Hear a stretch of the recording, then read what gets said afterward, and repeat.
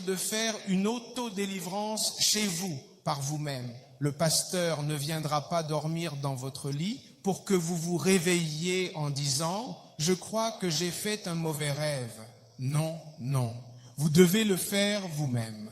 Donc, chaque fois que vous êtes piégé dans un rêve, on vous fait manger ce que vous ne souhaitez vraiment pas manger. Quelque chose a été introduit dans votre corps. Vous devez agir immédiatement après vous être réveillé de ce rêve. Immédiatement, sans attendre. N'attendez pas que cela se tasse. Parfois, attendre 24 heures peut être une véritable catastrophe. Levez-vous, prenez un moment pour vous préparer mentalement et physiquement et commencez à agir, à passer à l'action concrètement. Première étape, c'est très important. Première étape, commencez toujours par des louanges et de l'adoration sincère. Chantez des chants à Dieu, élevez votre voix pour l'adorer et le louer de tout votre cœur avec sincérité et reconnaissance. Ne vous lancez pas directement dans la prière comme ça, sans préparation. Ça ne fonctionne pas comme ça. Il faut d'abord préparer votre cœur et votre esprit. Il dit, j'entrerai dans ces portes avec des actions de grâce et de reconnaissance dans mon cœur. J'entrerai dans cette porte, dans ce lieu sacré, avec des actions de grâce sincères et une gratitude profonde dans mon cœur. Donc personne n'a le droit de venir dans la présence de Dieu, le Tout-Puissant, sans offrir des louanges et des remerciements. Non, ce n'est pas possible. Vous ne pouvez pas entrer dans sa cour, dans cet espace sacré, sans apporter des louanges, des chants de gratitude et des paroles de reconnaissance. On ne peut pas 10 fois arriver ou parvenir sans action de grâce. C'est l'erreur que certaines personnes commettent. Elles ont fait un mauvais rêve et dès qu'elles se réveillent, elles commencent à dire « Sors de mon corps, libère-moi ». Non, non, non, commencez par la louange.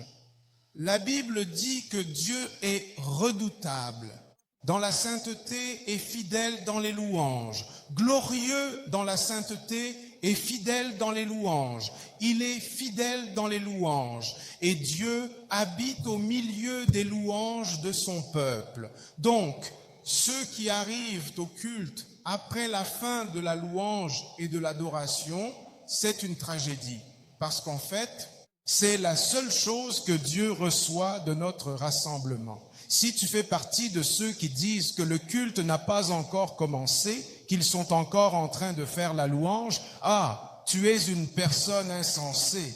C'est la seule chose que Dieu retire de tout ce que nous venons faire ici dans l'Église de Dieu. C'est une situation très sérieuse et nous devons comprendre cela. Le pouvoir des louanges. À minuit, Paul et Silas ont prié avec ferveur et ont chanté de belles louanges à Dieu. Et ils ne l'ont pas fait en silence. La Bible dit que les autres prisonniers les entendaient clairement. Et ils se demandaient, quel genre de personnes sont cela? Ils sont en cellule et pourtant ils chantent, ils louent Dieu. Mais ils ont arrêté de rire lorsque l'endroit a soudainement commencé à trembler. Un tremblement de terre de délivrance est entré dans ce cachot sombre. Je prie sincèrement pour quelqu'un ici, que, quel que soit le cachot dans lequel l'ennemi t'a placé, il tremblera. Et les chaînes seront brisées au nom de Jésus. Il est glorieux dans la sainteté, redoutable dans les louanges, et il fait des merveilles. Parfois, au moment même où tu termines ta session de louanges, les problèmes peuvent être déjà résolus. Tu as amené la présence de Dieu dans ta situation maintenant. Si tu n'as pas le livre de Cantiques, achète le livre de Cantiques. Chante des louanges avec ton livre de Cantiques. Chante celui que tu connais, chante celui que tu entends à l'église. C'est la première étape. Cette première étape est très importante. Ne te précipite pas comme ça. Viens dans la présence de Dieu avec cette action de grâce. Sinon, les portes ne s'ouvriront pas et tu n'auras pas accès. Laissez-moi répéter, s'il vous plaît, ce que je vais dire. Aucun homme n'a le droit de s'approcher du trône de Dieu sans offrir de louanges. Deuxième étape, avance maintenant. Maintenant, confesse à voix haute sans hésitation. Des Écritures qui promettent la délivrance. Parcourons ensemble quelques-unes de ces Écritures. Ce sont celles que vous parcourez, que vous lisez. Rappelez-vous bien, la louange vient toujours en premier. Ensuite, commencez à confesser ces Écritures avec foi. Vous savez, la Bible dit que la parole de Dieu est vivante, puissante et efficace. Elle est plus tranchante qu'une épée à double tranchant. Elle pénètre profondément jusqu'à séparer des âmes et des esprits, de la chair et de la moelle osseuse. Voilà la puissance de la parole de Dieu. Luc chapitre 10, verset 10, 9. Les personnes avisées mémoriseront ces Écritures afin que, lorsqu'elles en auront besoin, elles puissent les ressortir. Luc 10, 19 vous attend. Pour l'écrire ou l'ouvrir, il est important de bien comprendre ce qui est dit. Il est écrit dans le texte « Voici, je vous ai donné le pouvoir ». Cela veut dire que ce pouvoir a été accordé, mais il ne s'arrête pas là. Maintenant, vous le personnalisez, ce qui signifie que vous prenez ce pouvoir et vous l'appliquez à votre propre vie, à votre propre expérience. Ainsi, il est dit « Voici, il m'a donné le pouvoir de marcher sur les serpents et les scorpions ». Cela veut dire que ce pouvoir vous permet d'avancer sans crainte, même face à des dangers ou des difficultés représentés par les serpents et les scorpions. Et écoutez bien ceci, sur toute la puissance de l'ennemi, et rien ne pourra véritablement me nuire en aucune façon. Lorsque vous vous levez, lorsque vous élevez la voix dans ce pays, et que vous proclamez cela à travers plusieurs moments difficiles, l'ennemi sait pertinemment que vous n'êtes pas là pour plaisanter.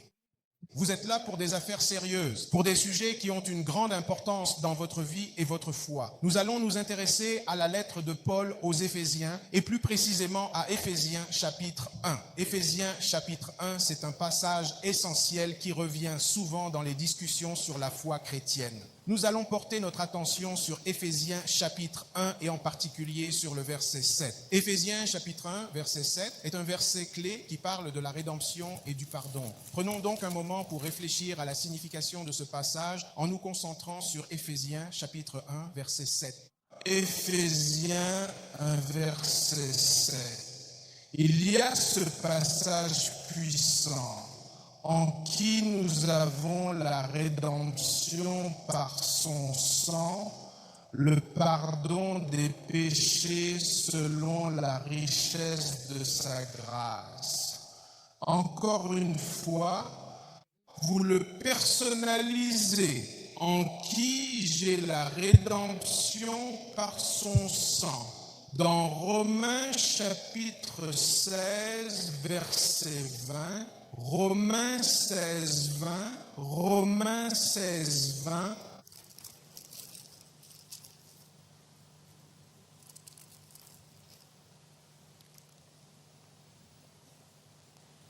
Écoutez ceci, s'il vous plaît.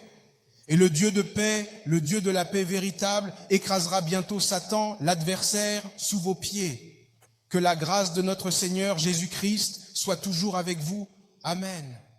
Est-ce que vous le personnalisez vraiment? Et le Dieu de paix écrasera Satan sous mes pieds par sa puissance. Après avoir mentionné Satan, vous pouvez mentionner vos ennemis.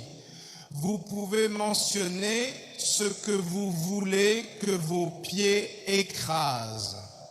Dans Apocalypse chapitre 12, verset 11, Apocalypse 12, 11, 11.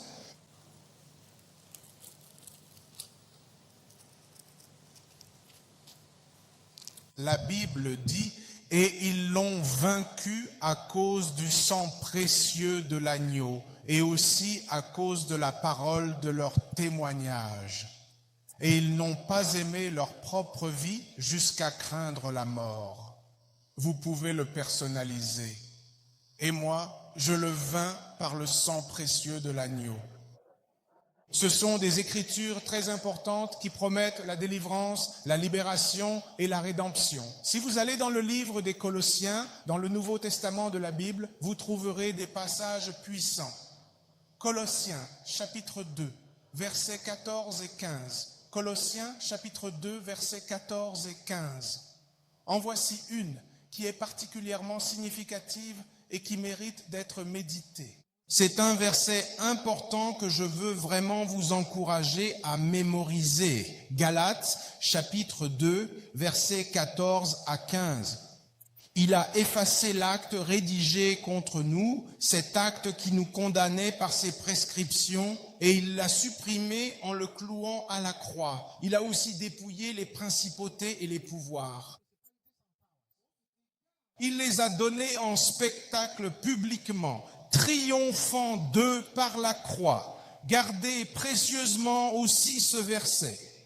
C'est un passage qui promet la délivrance. Dans Galates, chapitre 3, versets 13 à 14. Galates. Je vous donne ce passage afin que vous sachiez exactement quoi mémoriser, quoi lire et sur quoi méditer lorsque cela arrivera dans votre vie. Il s'agit de Galates, chapitre 3, versets 13 à 14. Christ, notre Sauveur, nous a rachetés de la malédiction de la loi, étant lui-même devenu malédiction pour nous à notre place. Car il est écrit dans les Écritures, « Maudit est quiconque est pendu au bois, c'est-à-dire sur le bois de la croix. » Afin que la bénédiction d'Abraham ait pour les païens son accomplissement complète en Jésus-Christ et que nous recevions par la foi l'Esprit qui avait été promis. Un autre passage promettant la délivrance. Ensuite, dans notre célèbre psaume 91, verset 3. Psaume 91. Verset 3. Je suis sûr que nous connaissons tous très bien ce passage, car il s'agit d'un verset que beaucoup d'entre nous ont entendu à de nombreuses reprises, que ce soit lors de lectures personnelles, de discussions en groupe ou même pendant des moments de réflexion. Ce passage, tiré du psaume 91, verset 3, est particulièrement connu et apprécié pour la force et le réconfort qu'il apporte à ceux qui le lisent ou l'écoutent. Certainement, ce verset a marqué les esprits par sa promesse de protection et de soutien. Et il continue d'inspirer confiance et espoir à travers les générations, certainement. Il te délivrera du filet de l'oiseleur et de la peste destructrice. 2 Timothée 4, verset 18. Si tu ne peux pas tous les mémoriser, au moins tu dois pouvoir mémoriser 2 Timothée. Chapitre 4, verset 18. Mémorise celui-là, un passage très important qui promet la délivrance. Et le Seigneur me délivrera de toute œuvre mauvaise. Et me préservera pour son royaume céleste, à qui soit la gloire au siècle des siècles. Et le Seigneur me délivrera de quoi?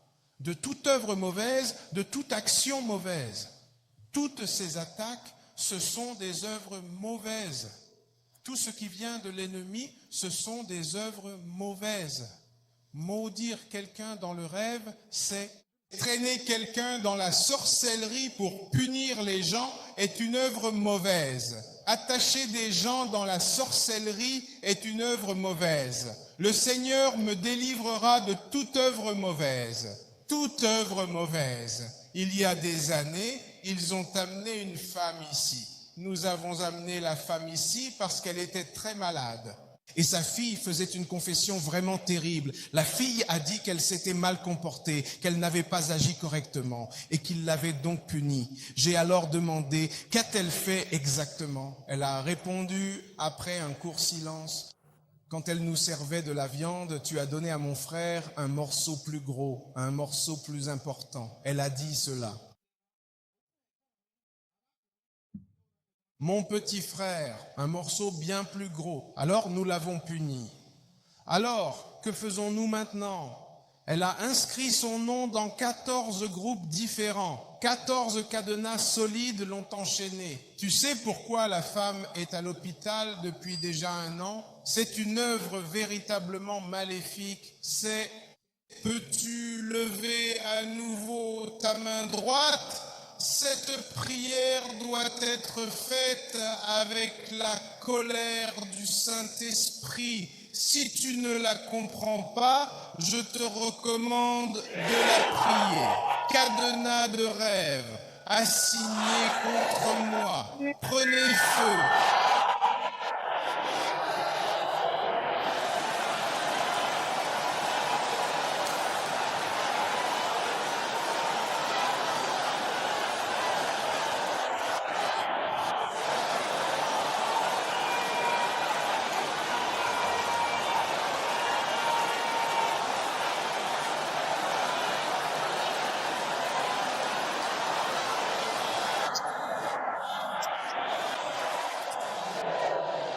Première étape, deuxième étape, troisième étape, des confessions scripturaires qui promettent la délivrance, pas n'importe quel verset, ceux qui promettent la délivrance. Et je vous ai donné plusieurs exemples ici, parce que je vous ai donné 7 à 8 d'entre eux à présent. Troisième étape. Briser les alliances et les malédictions pour détruire leur emprise légale. Brisez-les en priant une prière simple et sincère. Je brise toute malédiction agissant contre moi. Je brise toute alliance agissant contre moi. Cette prière paraît très simple, mais elle donne de grands résultats. Parce que parfois, pour que l'ennemi puisse venir contre vous et réussir, il doit y avoir une malédiction en place. Parfois, pour que l'ennemi puisse venir contre vous et réussir, il doit y avoir une malédiction en place. Il y a une alliance maléfique quelque part, et cela donne à l'ennemi une plateforme pour opérer. Vos parents ont peut-être conclu cette alliance. Vous avez peut-être vous-même conclu cette alliance inconsciemment. Ces alliances et ces malédictions doivent être brisées si les démons qui y sont attachés doivent partir. Et nous devons peut-être vaincre le diable. Parce que si tu dis, par exemple, « Esprit qui me tourmente, quitte ma vie, sors de mon existence ». Si tu pries ainsi en disant « Esprit qui me tourmente, quitte ma vie, sors de mon existence ». L'Esprit dira alors, mais j'ai été envoyé ici pour accomplir, pour réaliser les malédictions et les alliances. Donc, si les malédictions sont toujours présentes, les alliances sont là, tu ne peux pas me chasser. Voilà donc la troisième étape. Quatrième étape. Lier tous les esprits associés à ces alliances et à ces malédictions. Prière simple, je lie tous les esprits attachés ou liés aux malédictions et alliances que je viens de briser. Au nom de Jésus, je lie tous les esprits attachés ou liés aux malédictions et alliances que je viens de briser. Donc, après avoir brisé les malédictions et les alliances, vous devez maintenant vous occuper des esprits qui leur sont attachés. Ceci est l'étape numéro 4. Étape numéro 5. Posez doucement une main sur le dessus de votre tête. Posez l'autre main sur votre estomac ou bien sur votre nombril, juste à côté ou près de votre nombril. Et commencez à prier avec une certaine agressivité de cette manière précise. Il ne reste plus que 5 étapes à accomplir. Lier du sommet de ma tête à la plante de mes pieds. Feu du Saint-Esprit, lié du sommet de ma tête à la plante de mes pieds.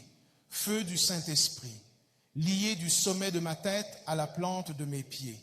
Puis commencez à mentionner chaque organe de votre corps, vos reins, votre foie, vos intestins, votre sang, votre cœur, vos jambes. À ce stade, il ne faut surtout pas se précipiter. Posez doucement vos mains sur les zones précises où l'Esprit de Dieu vous conduit à les poser. N'ayez pas peur ni d'inquiétude si vous vous sentez vaciller ou chanceler. Continuez ces prières avec persévérance jusqu'à ce qu'elles commencent à grandir. La sensation de légèreté dans la tête s'estompe lentement et progressivement. Continuez cette prière sans relâche.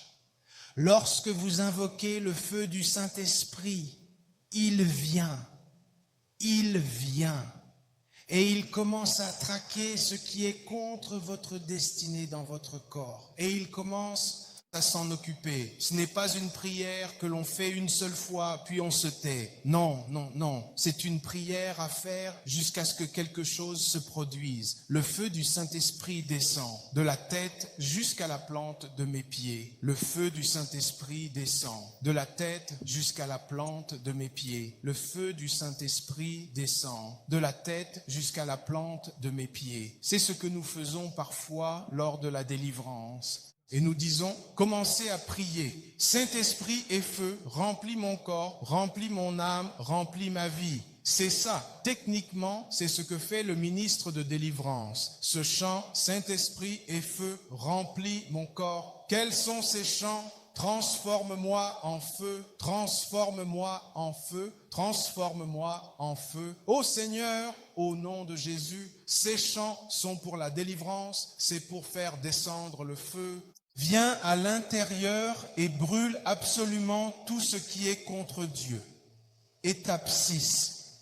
Ensuite, commence à te saturer pleinement et profondément du sang précieux de Jésus. Et tu fais cela en disant, sang de Jésus, entre dans mon esprit, dans mon âme et dans mon corps. Seigneur Jésus, je lie à mon esprit, mon âme et mon corps. Seigneur Jésus, je lie à mon esprit, mon âme et mon corps. Seigneur Jésus, je lie à mon esprit, mon âme et mon corps. Tu continues à dire cela. Tu dois continuer à le dire jusqu'à ce que tu ressentes dans ton esprit que tu peux t'arrêter. Étape numéro 7. Maintenant, tu es en mesure d'exiger fermement, au nom du Seigneur Jésus-Christ, que tout esprit qui n'est pas de Dieu en toi te quitte immédiatement et définitivement. Tu dois l'exiger avec force, avec détermination et avec une foi profonde. Quelque chose comme ceci, au nom du Seigneur Jésus-Christ, je m'oppose à vous tous, esprits cachés. J'ai découvert vos activités dans ma vie, vous ne pouvez plus vous cacher derrière, sous la surface. Car je reconnais maintenant ce que vous faisiez. Libérez-moi, je vous en prie, au nom de Jésus. Libérez-moi au nom de Jésus. Libérez-moi au nom de Jésus. Si la maladie est adressez-vous à elle et dites, esprit d'infirmité, je m'adresse directement à toi, sors de ma vie maintenant. Je suis racheté par le sang de Jésus-Christ. Sors et va-t'en, sors et va-t'en. Ordonnez-leur de partir à chaque souffle que vous prenez, par la puissance du Saint-Esprit. Lorsque vous priez ainsi, libérez-moi et partez. Libère-moi et pars, libère-moi et pars. À ce moment-là, vous pouvez arrêter de parler. Ouvrez la bouche et le nez et commencez à inspirer et expirer. En respirant ainsi, vous expulsez l'esprit auquel vous avez ordonné de partir. Vous pourriez être surpris de voir que des choses étranges commencent à se produire. Je vais répéter cette étape. Cela va maintenant vous aider à éliminer tout dépôt de ténèbres dans votre corps. À ce stade, la personne peut tousser, bâiller, éternuer, transpirer ou verser des larmes. Mais continuez, ne perdez pas votre concentration. Ensuite, commencez. L'étape suivante consiste maintenant à prier pour une nouvelle effusion du Saint-Esprit. Saint-Esprit, viens sur moi à nouveau. Remplis-moi, remplis-moi, remplis-moi, remplis-moi, remplis-moi, remplis-moi. Donc, lorsque vous êtes attaqué dans votre rêve, levez-vous, allez En passant par ces différentes étapes que j'ai déjà mentionnées, cela vous donnera assurément la victoire. C'est une véritable délivrance personnelle. Il existe un livre qui a été écrit par Mountain of Fire il y a plusieurs années. Ce livre s'appelle « Victoire sur les rêves sataniques ». Cela pourra vraiment vous aider dans ce domaine. Cette délivrance personnelle est importante. Vous empêche réellement de tomber malade. Elle enlève la semence du mal de votre corps. Elle charge véritablement votre corps de feu. Elle s'oppose activement à la plantation maléfique. Ensuite, elle renforce votre confiance en vous. Maintenant, vous devez apprendre le principe essentiel des prières de barricade. C'est ne vous contentez pas simplement de sauter dans votre lit et de dormir comme cela. Certaines personnes ne peuvent pas bien dormir à moins de s'oindre soigneusement avant de dormir. Apprenez les prières de barricade.